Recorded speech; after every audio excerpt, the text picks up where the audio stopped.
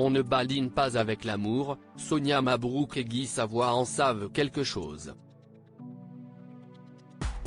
En 2013, le grand chef étoilé, dans un dimanche à la campagne aujourd'hui, rencontrait pour la première fois la journaliste sur le plateau de la chaîne publique Sénat. Invité à discuter d'un menu de Noël gourmand, Guy Savoy a senti son cœur fondre devant la jolie brune. Déjà en couple chacun de leur côté mais sans doute aussi un peu effrayés par les 24 ans qui les séparent, ils commencent d'abord par lier une très forte amitié sans se douter qu'ils tissaient déjà les fondations de leur belle histoire d'amour. 5 ans plus tard, Sonia Mabrouk et Guy Savoy officialisent leur relation sentimentale et décident de se marier. Discrets, les amoureux avaient pourtant accepté de faire de tendres confidences sur leur histoire auprès des journalistes de Paris Match.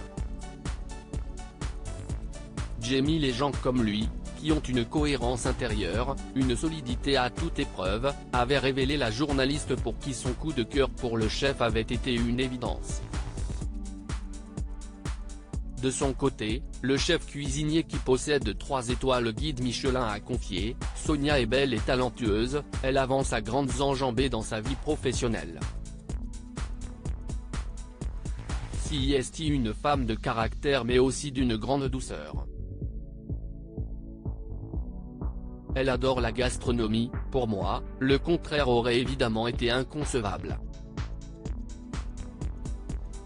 La petite souris dans Ratatouille. En 2021, la journaliste de 44 ans déclarait les secrets de leur quotidien au JDD. Travailleurs tous les deux et passionnés par leurs métiers respectifs, les amoureux semblaient avoir des emplois du temps chargés qui ne leur laissent que peu de temps ensemble. En semaine, on se voit entre 2 services et 2 interviews.